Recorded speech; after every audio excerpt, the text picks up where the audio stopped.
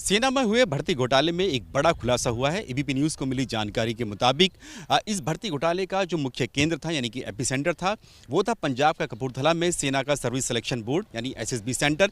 इस SSB centre के कई अधिकारी जो थे वो सेना में सिलेक्शन के लिए जो कैडेट्स आते थे यानी कि अभ्यर्थी आते थे, कैंडिडेट्स आते थे और जिनको फाइनल स्टेज पर आकर मेडिकली अनफिट घोषित कर दिया जाता था टेम्परेरी तौर पर यानी कि अस्थायी तौर से, उनको ये टारगेट करते थे।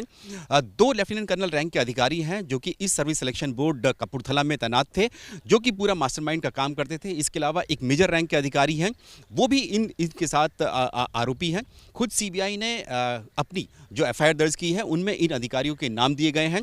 जो नाम सामने आए हैं उनमें से एक लेफ्टिनेंट कर्नल भगवान है जो कि इन दिनों स्टडी लीव में है और पहले इसी एसएसबी सेंटर कपूरथला में तैनात थे। और उसके साथ साथ जो एक और लेफ्टिनेंट कर्नल है सुरेंद्र सिंह जो कि इसी कपूरथला एसएसबी सेंटर में तैनात हैं। ये इन दोनों के ऊपर आरोप लगाया है सीबीआई ने कि ये दोनों ही जो थे, जो भी कैंडिडेट सिलेक्शन के लिए आते थे, सेना में आते थे, उनको टारगेट करते थे, उनको ल्योर करते थे। लेफ्टिनेंट कर्नल सुरेंद्र सिंह पर आरोप है कि कम से कम 10 से 15 कैंडिडेट ऐसे थे जिनको उन्होंने अपना शिकार बनाया, उनसे घूस ली, पैसा लिया उनसे उनके सिलेक्शन के लिए।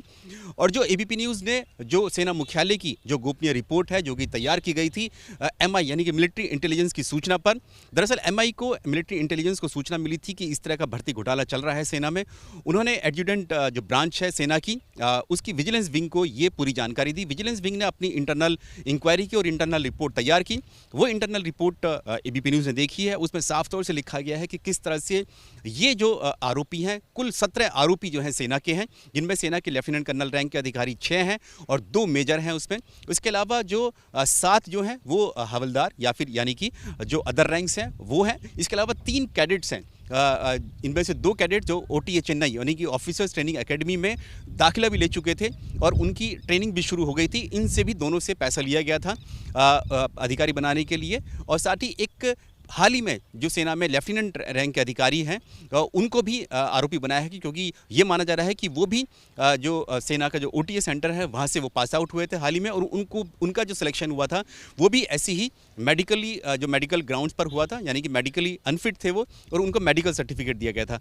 जो सीबीआई की एफआईआर है उसमें साफ तौर से लिखा गया है कि जो एसएसबी यानी कि एग्ज़ाम में जो अनफिट हो जाते थे उनके लिए जो बेस हॉस्पिटल है राजधानी दिल्ली में और साथ ही जो फील्ड हॉस्पिटल है वहाँ से जो था मेडिकल सर्टिफिकेट बनाने का काम किया जाता था। और इसीलिए यहाँ पर फील्ड हॉस्पिटल में तैनात एक मेजर रैंक के अधिकारी और साथ ही बेस हॉस्पिटल में 2 ऐसे जवान हैं जो कि सीधे तौर से जो मेडिकल सिलेक्शन बोर्ड में शामिल होते थे, उनके नाम दिए गए हैं, इस एफआईआर में दिए गए हैं।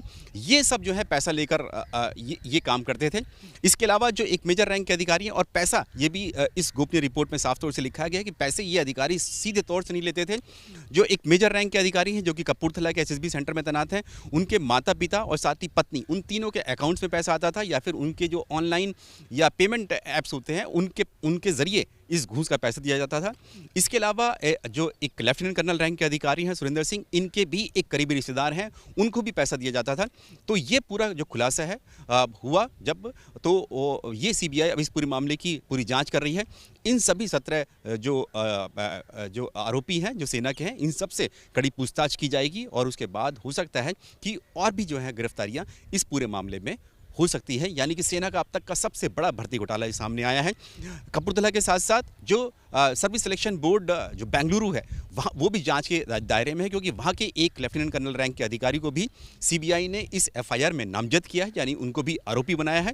तो ये माना जा सकता है और ये भी बात सामने आई कि खुद जो सेना के ही जो जवान या सैनिक होते थे उनके भी बच्चों को ये भर्ती कराने के लिए ये आरोपी जो थे पैसा लेते थे। इसीलिए एक हवलदार को भी सीबीआई ने इस पूरे मामले में नामजद किया है क्योंकि उन्होंने अपने बेटे के भर्ती के लिए इन सभी आरोपियों को पैसा दिया था। कैमरामैन अमरजीत के साथ नीरज राजपूत, एबीपी न्यूज़, दिल्ली।